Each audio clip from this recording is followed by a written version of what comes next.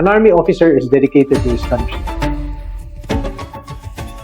He is willing to risk his life for his country, and if need be, he will die for his country.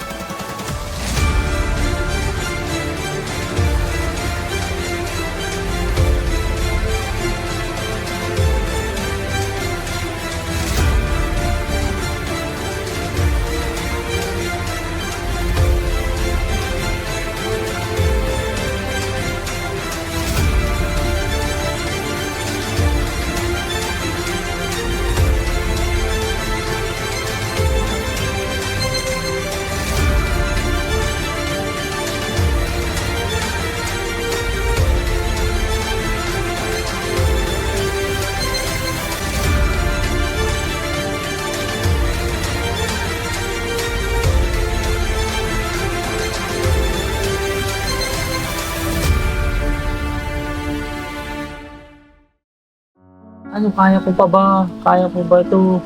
Attitude lang. Kahit na masakit.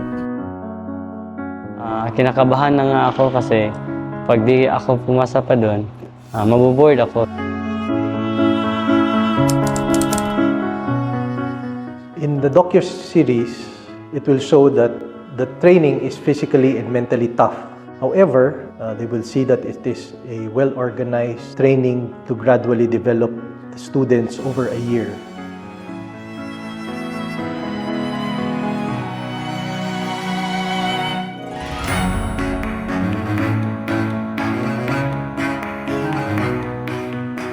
It is led by trained and selected instructors. All activities have a purpose, and all the things they need or their instructors need are present. I am Second Lieutenant Karen E. Dio, currently the Chief of the Physical Education Branch of the Physical Education Department of the Officer Candidate School. Yung physical fitness test, it is more than just a test. It is a vital tool for monitoring and assessing the physical capabilities of the student. Minimeasure din nito ang core aspects ng fitness like muscular strength, muscular endurance, cardiovascular endurance, flexibility, and body composition. Ito yung minimum standard na nagme-measure sa physical readiness sa Philippine Army. So, minimake sure na ang mga estudyante is makakasabay sila sa demands ng training. And it entails push-ups, sit-ups, and running. Yung mga personnel ng CFWDC or the Combat Fitness Wellness Development Center, nagde-demonstrate sila on how to execute the exercises properly. Tapos, yung mga estudyante is kinukunan sila ng vital signs kung normal ba yung blood pressure nila, yung respiratory rate, at yung heart rate nila. Pag normal naman lahat, pinapaproceed sila sa PFT. It is their prime responsibility talaga na magpalakas para naman hindi sila ma-terminate or recycle sa next na class. Ang obstacle course naman, it is also designed to test a soldier's physical abilities. So, bilang officer, crucial siya dahil upon graduation, all of us in the Officer Candidate School will be commissioned Second Lieutenants of the Philippine Army with the primary role of being platoon leaders, meaning magli-lead sila ng tropa sa mga rugged at mountainous terrains across the nation. So, imagine kung hindi ka physically fit, paano kung ikaw yung unang mag-back down sa pag-ooperate kung meron mang encounter or yung mga operations sa mga respective battalions in the future. Arang Sidlak! Pagpasok ko dito sa OCS, ang napansin ko sa katawan ko is malaki talaga yung pagbabago. Before is from 65 kilos ako, in less than a month naging 48 ako. Dahil yun sa mga physical exercises na ginagawa namin araw-araw. Gumigising kami ng maaga, around 0300 or alas 3 ng umaga. Noon, magsabi tayo ng exercise, medyo sa isip ko is mahirap. Pero ngayon, tuwing gigising ako ng maaga, parang hinahanap-hanap ko na ang yung magpapalakas, mag-exercise sa katawan dahil sa mga physical activities na ginagawa namin dito sa OCS. Dito, naubog ko yung more discipline sa sarili para ma-maintain yung kung gaano ko ka-fit nung nasa labas ako. Ngayon, mas natutunan ko pa kung paano disiplinahin yung sarili ko para magpalakas sa everyday training dito sa Officer Candidate School. Ako si Captain Carlito Christopher P. Agustin, Infantry, Philippine Army. Ako yung Chief ng Military Skills Branch ng Military Science Department ng Officer Candidate School, Philippine Army. Ang marksmanship naman, ito yung isa sa core skills ng isang sundalo na nahuhulog sa shoot. Tinetrain natin yung ating mga estudyante na makapagpatama ng baril and makaya nilang tamaan ang isang man-sized target as a specific distance. Inaaral nila yung mga trajectories ng bala, papaano ito maipatama, yung bullet flight, and then yung mga basic stance, aim, yung follow through, and then yung mga breathing. Ang marksmanship dito sa OCS ay nahati sa dalawa. Nandito yung tinatawag natin na basic marksmanship kung saan pinapaputukan o pinapatamaan ng estudyante ang isang target, stationary target sa isang specific distance. And then, in-implement din ngayon sa OCS yung combat marksmanship kung saan ito yung next level ng basic marksmanship kung saan nire-require yung estudyante na magpatama na sa mga moving targets, sa mga pop-up targets, and then real-life scenarios kung saan nire-require yung estudyante na maaaring mag-defend ng isang detachment in different situations, different areas, and then kailangan nila itong magawa at a specific time, baga time pressured sila, and then there's certain exposure ng mga target. So mas mahirap yung combat marksmanship, parang in-elevate siya a notch higher compared sa basic marksmanship. I am Second Lieutenant Lenjan Ken Palvares, Philippine Army. So, dahil nga civilian, syempre yung utak is parang mahina ba? So, una, medyo kabado kasi tulad sa akin, medyo bago yung experience na to dahil first time ko makahawak at makapagpaputok ng baril kung paano ito ipatama sa mga target. Sa aming marksmanship training, hindi lang ito training, kumbaga ito ay magiging graded kung paano kami gumamit nito. Yung sa marksmanship namin kanina, natuwa ako kasi first batch ako nag-baril kanina. Pag baril ko, yung mga baril ko is pumasok lahat. Ang importante na tutunan ko dito sa marksmanship is that always consider na yung baril is laging may laman, may bala. Kahit sabi na wala na tong bala, kahit pinutok to na walang bala, consider pa rin na may bala. Ito talaga yung matuturing ko na ito na yung asawa ko sa ngayon. At so darating pa kasi nga mayroon lang kami na unahin ang serbisyo bago ang pamilya. So kasi ito yung asawa ko, kahit maligo ako, kahit saan ako pupunta, kahit matulog ako, kasama ko to. Training will develop their strength, endurance, their discipline, teamwork, knowledge of military tactics, techniques, and procedures. It will develop their integrity, moral courage, and most importantly, leadership. Sa obstacle course kasi, it is integrated with the mountaineering module. Sa mountaineering module, merong dalawang ginagawa. First is rappelling. So imagine a tower na 4 to 6 levels yung taas. Inaakyat yan ng bawat estudyante. Tapos doon sa taas, may ropes at carabiners at tinuturuan yung mga estudyante kung paano bumaba gamit lang ang ropes at carabiners. Then after that module na, let's say 3 days, doon na sila sasalang sa obstacle course na nagsasimulate sa real-life battlefield scenarios natin. From the name itself, mountaineering, yung primary responsibility natin primary responsibility ng bagong graduate na officer is maging platoon leader. Of course, nandun sila sa mga, like I said earlier, mountainous terrains, sa mga bulubunduking places. Kung nasa taas sila, paano sila bababa? Paano sila aakyat? Paano sila magta-traverse from one mountain to another? Kung mahuhulog sila, anong gagawin nila? Paano sila magsaslide? Ascend, descend, lahat.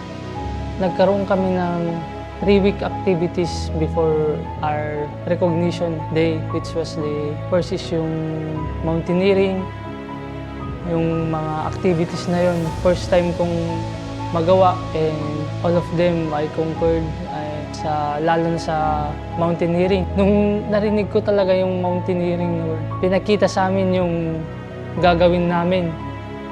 Medyo kinakabahan ako, sabi ko sa sarili ko, kaya ko ba to? Kasi hindi ko pa nasusubukang gawin yun.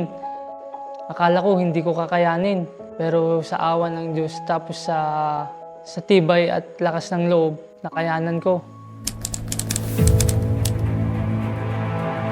Merong tayong tinatawag na 3 core skills na essential para sa isang soldier o isang sundalo. Nakabase ito sa move, shoot, communicate. So, sa part ng move, isang importanteng parte ng training dito ay yung land navigation, kung saan sinasanay natin yung mga estudyante natin na mag-conduct ng missions, mapuntahan yung isang objective, and mapuntahan nila yun given yung pag-perform nila ng map reading and then pag-analyze ng actual na terrain, at mai apply nila ito sa isang exercise kung saan magiging importanteng part siya sa pag-perform nila ng mga patrol missions later on as platoon leaders. Sa land navigation naman, syempre, kabado din talaga kasi personally sa akin, merang tingin ko sarili ko na baka hindi ko kayanin yung magiging resulta. So, dahil nga civilian, syempre yung utak is parang mahina ba. So, kaya pinray ko na lang talaga na pag makuha ko yung first target, tuloy-tuloy na makuha ito at makumpleto hanggang sa 5th target. So, habang binabaybay namin yung first target, hindi kami nahirapan dahil based naman doon sa location from point of starting line papunta sa first target ay naka-indicate naman sa mapa. So, sinundan lang namin. So, according doon sa magiging distance niya, road distance, air distance, yun yung sinukat namin hanggat sa narating namin yung first target. Bago marating na namin yung first target, medyo nagmamadali kami kasi akala namin mauubusan kami ng oras. Yung pala, sobrang haba ng oras na binigay sa amin at kailangan lang ito makonsume ng at makonsume ng tama. Pagdating namin sa first target, nakuha namin kaagad.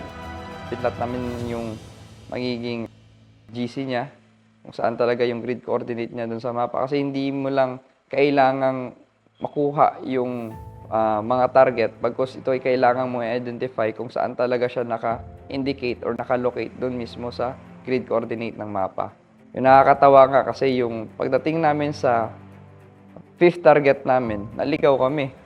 So, dahil nga hindi namin tiningnan yung mapa, naligaw kami at inikot namin yung buong part ng Tradok na hindi labas sa LOA. So, nung tiningnan namin yung target, nadaanan lang pala namin pagdating ng 4th target. So, binalikan lang namin at doon lang namin na kompleto yung first target hanggang 5th target namin. So, bumalik kami dito sa OCS. Siyempre, finalize muna namin yung aming mga sagot bago namin ipasa doon sa nangongolekta ng aming land navigation test. Merong 2 klase ng navigation. Meron yung ginagawa sa araw, meron din yung tinatawag natin na night navigation.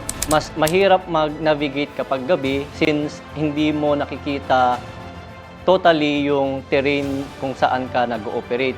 So, sinasanay natin yung mga estudyante natin na mag-navigate in nighttime. Inaaral nila yung tinatawag natin na mga phase count and mga references o yung mga pwede nilang gamitin na bases kung saan magiging guide nila para mas makapag-navigate at mapuntahan yung objective nila ng mas maayos. Ito yung navigation na ginagawa tuwing araw, kinakandak natin siya dito sa vicinity ng Training and Doctrine Command, papunta sa tinatawag natin na Combat Training Area.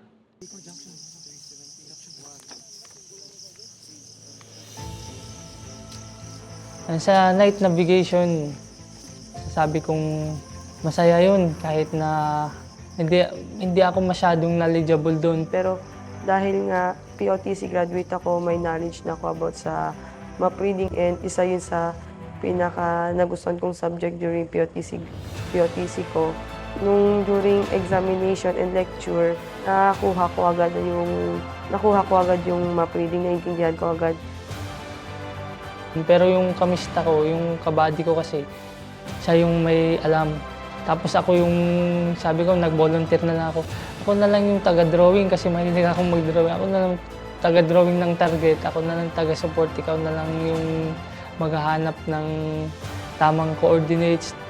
And during sa night navigation, sobrang saya. Iba sa pakiramdam yung naglilibot ka sa loob ng kampo, madilim, yung reference mo lang ilaw ng mga building. Yung land navigation, isa siya sa pinaka-importanting skill ng isang sundalo. Because kung hindi mo alam kung paano mag-navigate, especially in different kinds of terrain, malaki ang possibility na pwedeng as future platoon leader, mawala yung platoon mo sa operational area or the worst, magkaroon ng misencounter with other operating units. So sa pag-perform ng land navigation, nire-require natin yung ating estudyante na maging proficient muna sila sa map reading. So, ang map reading, ito yung knowledge portion ng map reading and land navigation kung saan ang estudyante ay nagkakaroon ng knowledge o tinuturuan about sa pagbasa ng mapa, paano yung pagkuha ng mga grid coordinates, pagkuha ng directions, and then once proficient sila sa map reading, dito nila i-apply yung skill nila sa land navigation. So yung land navigation is yung pag-perform ng map reading sa actual na terrain, and then making it a more realistic training environment kasi kailangan nilang maglakad based kung ano yung nakuha nila na sagot o details doon sa map reading na pinerform nila, ipe-perform naman nila sa land navigation para mapuntahan yung actual na objective. At the end of the course, he or she will be capable of leading a platoon of about 30 men and women. They will be able to accomplish any task or mission given and able to work as a unit. Sila ang magli-lead para ma-accomplish ang task or mission na binigay sa kanila. Sila ang magpoprotekta ng mga tao, ng mga communities, at sila ang makikipaglaban para protektahan ang teritoryo ng ating bansa. They will be proud and dedicated to serve their country. Wala kang mahahanap sa buong bansa na organization or company kung saan ang isang 25 to 27-year-old recent graduate from college ay pagkakatiwalaan ng ganitong level ng responsibility and authority. Dito lang sa Philippine Army. Excited kami. Ramdam ko rin nung nare-recognize na kami. Ramdam ko rin nung every time na magkakabog sila sa amin. Parang okay ka na, recognize ka na, brother.